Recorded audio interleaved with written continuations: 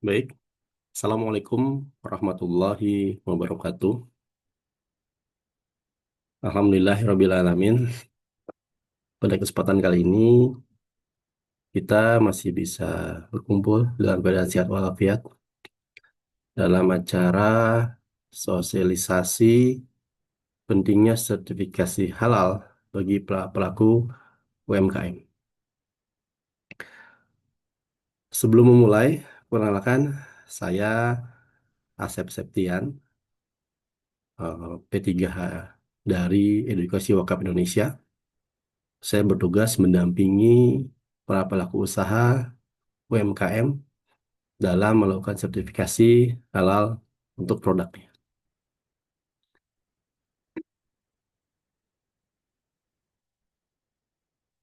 Baik, Bapak Ibu sekalian, dalam sertifikasi halal itu ada dua hal yang mendasarinya di Indonesia.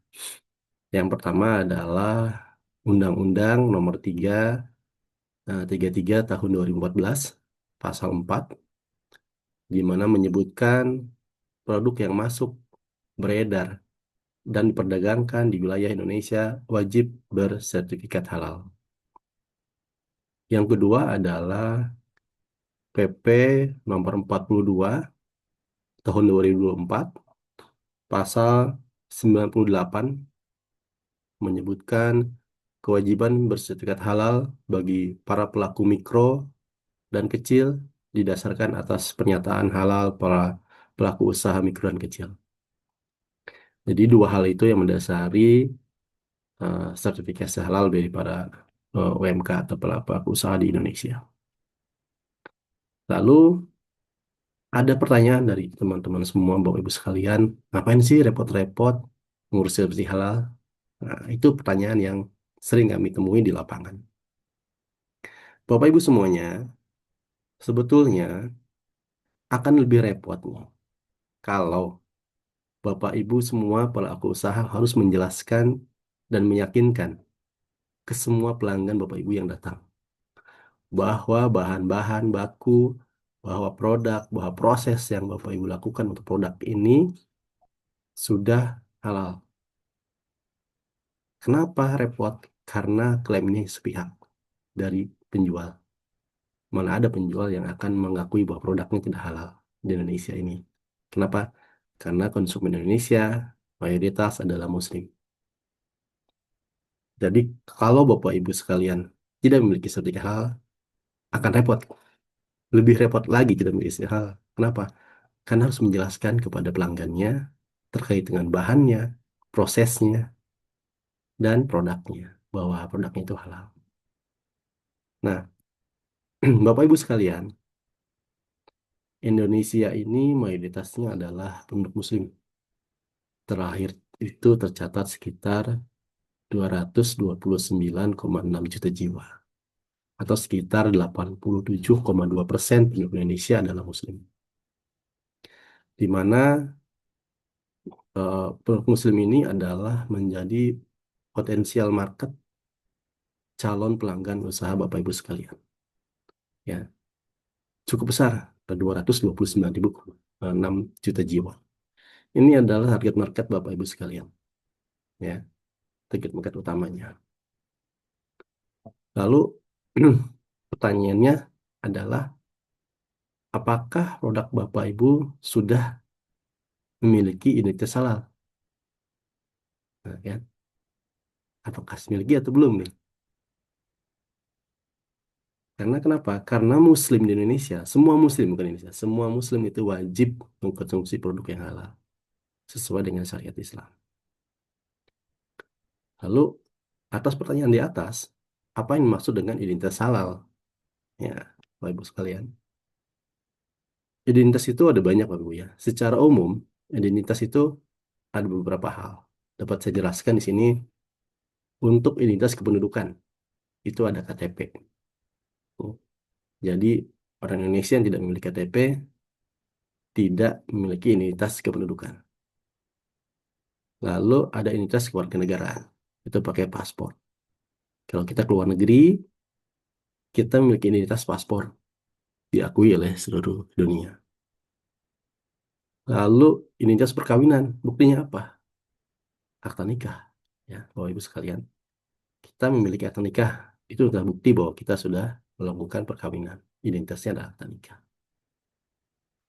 Untuk identitas izin berkendara, apa? Kita ada SIM, SIM A, B, atau C. Itu adalah identitas izin berkendara. Lalu untuk kendaraan, identitas kendaraan itu apa Bapak Ibu? Pasti Bapak Ibu memiliki kendaraan. Identitasnya adalah PPKP. Ya. Lalu bagaimana dengan properti? Identitasnya apa? Sertifikatnya, sertifikat tanah yang dimiliki oleh Bapak Ibu sekalian. Bagaimana dengan identitas asal usul? Ya, identitas asal usul ini di Indonesia adalah akta lahir. Seseorang yang tidak memiliki akta lahir berarti tidak memiliki identitas asal usul secara sah, ya Bapak Ibu sekalian. Lalu identitas pendidikan. Nah, orang ngaku nih saya lulusan UGM, saya lulusan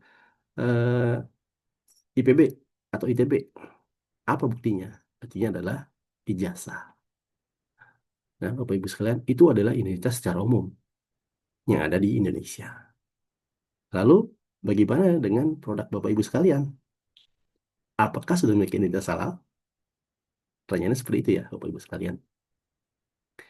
Identitas halal itu erat kaitannya dengan produk yang Bapak Ibu jual. Jadi, identitas halal itu adalah poin krusial untuk pelanggan, di mana gini, pelanggan saat mau beli ke tempat Bapak Ibu, melihat di etalasenya ada sertifikasi halal, barcode, dan ID sertifikasi halal, pertama akan langsung yakin bahwa produknya halal. Kenapa? Karena tidak sembarangan lembaga halal menerbitkan sertifikat halal atas produk. Ada pemeriksaan dan ada prosesnya. Kedua, pelanggan akan nyaman Bapak Ibu sekalian. Saya nyaman nih, saya yakin mau beli sini saya nyaman. Kenapa? Karena halal. Saya tenang makannya. Dan saya akan senang. Gitu. Yakin, nyaman, dan senang. Itu adalah first impresi pelanggan terhadap sertifikat halal produk kita. Lalu untuk Bapak Ibu sekalian sebagai pelaku usaha, itu adalah kepercayaan. Ya. Kepercayaan adalah hal utama dan mahal Bapak Ibu sekalian. Karena sumber penghasilan berkelanjutan. Kenapa? Kalau Bapak Ibu sekalian sudah dipercaya produknya halal, enak gitu kan, halal pula, berarti akan berkelanjutan nih, akan panjang. Kenapa? Karena pelanggan akan datang kembali. Satu. Kedua, pelanggan akan referensikan produk Bapak Ibu bahwa ini kalau ke kota A, ke kota B, atau ke kota Bandung, atau ke kota mana, ke Jogja, makannya di sini. Gratis, halal, dan enak, murah. Gitu, misalkan. Utamanya apa? Halal untuk Muslim. Ya, Bapak Ibu sekalian. Itu adalah poin utamanya. Jadi, selain nyaman bagi penjual, akan nyaman juga bagi pembelinya jika produk Bapak Ibu sudah tersertifikasi halal. Nah, setelah saya jelaskan di depan tentang identitas halal dan lain-lain, saya akan informasikan bagaimana sih cara mengurus sertifikasi halal ini bagi Bapak Ibu para pelaku usaha mikro dan kecil. Syaratnya sangat mudah Bapak Ibu sekalian. Ada 7 poin syarat utamanya. Yang pertama adalah Bapak Ibu harus punya KTP. Ya, sebagai warga Indonesia pasti memiliki KTP. Yang kedua, produk yang Bapak ajukan ini maksimal 10 varian ya untuk sertifikasi halal gratis ini. Yang ketiga, merek produknya harus ada. Kalau belum ada, nanti saat kita melakukan pendampingan, kita akan memberikan masukan kepada Ibu sekalian terkait dengan merek produknya. Lalu harus ada foto produknya dalam pengajuan ini. Kenapa? Karena nanti akan diajukan kepada Dewan Fatwa bahwa ini loh produknya, ini prosesnya, ini bahan-bahannya, dan ini gambar produknya. Lalu harus ada foto tempat produksi, ya. Kan melihat juga Dewan Fatwa mana produksinya di mana, di sini seperti ini tempat produksinya, gitu. Lalu Bapak Ibu sekalian wajib memiliki NIB atau nomor induk berusaha. NIB ini bisa Bapak Ibu dapatkan melalui web OSS. Nah, ini gratis juga Bapak Ibu sekalian. Jadi Bapak Ibu bisa mendaftarkan atau membuat NIB. Atau nanti bisa dibantu oleh rekan-rekan pendamping produk halal. Lalu poin terakhir adalah omsetnya itu tidak lebih dari 15 miliar Bapak Ibu selama 1 tahun. Nah, cukup mudah kan ya syaratnya ini, 7 poin ini. Insya Allah bisa terpenuhi semua oleh Bapak Ibu sekalian di sini. Nah, lalu berapa sih biaya pengurusan sertifikasi halal UMK ini bagi usaha mikro dan kecil ini? Hmm. Kabar gembiranya adalah gratis 100% Bapak Ibu sekalian. Jadi proses pengajuan sertifikasi halal bagi pelaku usaha mikro dan kecil ini gratis dengan kategori tertentu, ya, lalu dengan kuota tertentu. Selama kuotanya ada dari pemerintah, ini bisa diajukan secara gratis. Namun, kalau kuotanya sudah habis, Bapak Ibu tetap bisa mengajukan dengan cara melakukan pembayaran secara mandiri senilai Rp230.000 per pengajuan sertifikasi halal. Nah, nanti ini apa saja sih jenis produk yang dapat difasilitasi sertifikasi halal gratis? Yang ada beberapa produk Bapak Ibu sekalian ya. Ada 13 jenis produk makanan yang bisa dilakukan sertifikasi halal dengan metode Safe Declare. Yang pertama adalah olahan buah dan sayur, Bapak Ibu sekalian. Lalu permen dan coklat, selanjutnya tepung dan sereal, roti dan bakery, ikan dan olahan perikanan, telur dan olahannya, madu, gula dan pemanis, lalu garam, rempah, saus dan kecap. Selanjutnya adalah makanan ringan siap santap, lalu kedai makanan, kedai minuman, susu dan analognya, lemak, minyak dan emulsi minyak, es untuk dimakan. Ini adalah 13 produk makanan yang bisa diajukan sertifikasi halal dengan metode Safe Declare Bapak Ibu sekalian. Inilah contohnya Bapak Ibu ya. Ada acar buah, ada asinan sayur, asinan buah, ada bakso ikan atau tekwan, ini bisa, ada pempek, ada otak-otak, ada emping, itu juga bisa diajukan. Lalu keripik, keripik atau keripik singkong atau keripik kentang bisa. Lalu kerupuk, olahan kerupuk Bapak Ibu sekalian. Lalu mantau bun atau bun kukus ya, itu juga bisa. Lalu donat atau donat muffin, tahu tempe bisa diajukan. Telur asin juga bisa Bapak Ibu sekalian. Ada saus tomat, lalu terang bulan atau kue bukis atau martabak juga bisa.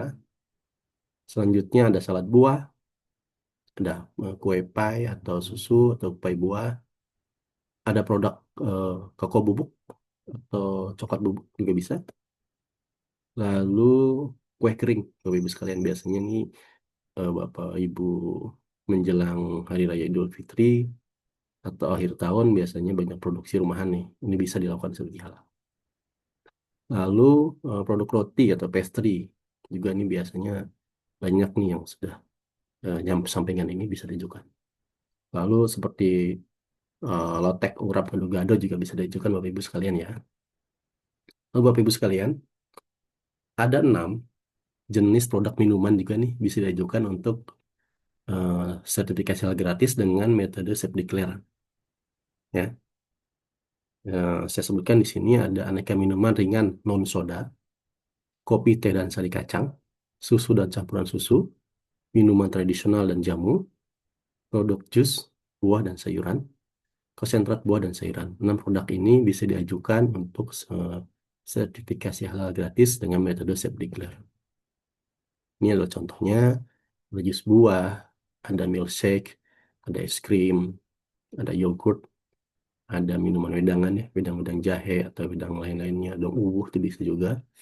Lalu ada sirup, olahan buah, ada kopi, ada minuman coklat, ada minuman produk squash juga bisa. Itu adalah untuk minuman. Dan ini adalah 13 jenis warung, warung makan Bapak Ibu sekalian ya, yang bisa diajukan self declare, diajukan sertifikasi halal dengan metode self declare.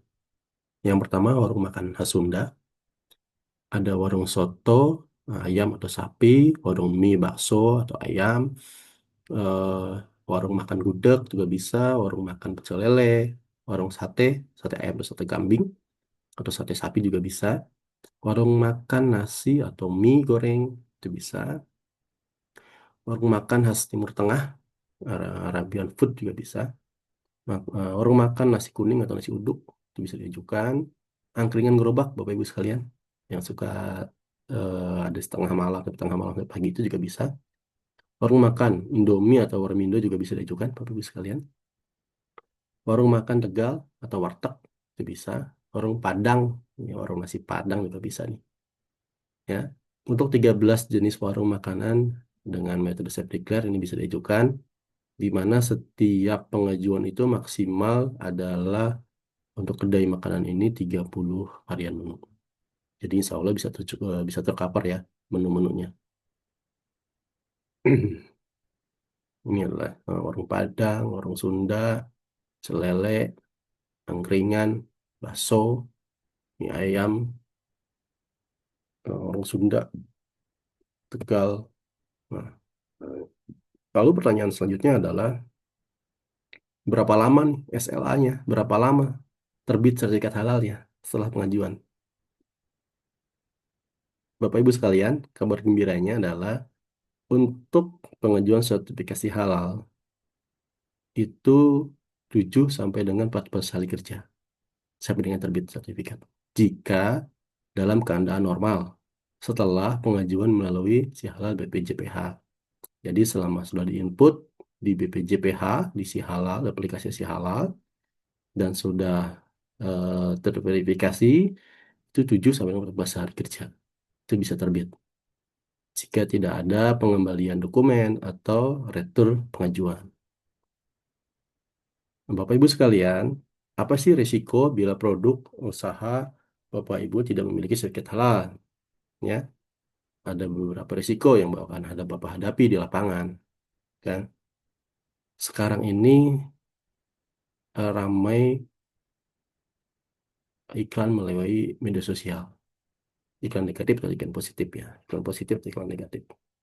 Jadi bila ada nih pelanggan atau kompetitor Bapak Ibu memviralkan bahwa produk Bapak Ibu sekalian tidak bersertifikat halal, apa akibatnya bagi usaha Bapak Ibu sekalian? Karena sensitif nih, masalah halal ini sensitif sekali di Indonesia, terutama untuk umat muslim ya. Pasti akan menjatuhkan nih omset Bapak Ibu sekalian. Sebelum itu terjadi Bapak Ibu, kami dari LP3H EWI siap mendampingi ya. Kami dari LP3HI sebagai P3HEWI siap mendampingi proses sertifikasi halal produk Bapak Ibu sekalian secara gratis maupun yang berbayar ya. Ayo daftar ke kami. Nanti Bapak Ibu bisa kami bimbing dan kami dampingi selama proses pengajuan sertifikasi halal. Insya Allah kami siap dan Bapak Ibu sekalian sampai dengan terbit sertifikat halalnya. Itu aja Bapak Ibu sekalian presentasi dari saya. Terima kasih atas waktunya. Wassalamualaikum warahmatullahi wabarakatuh.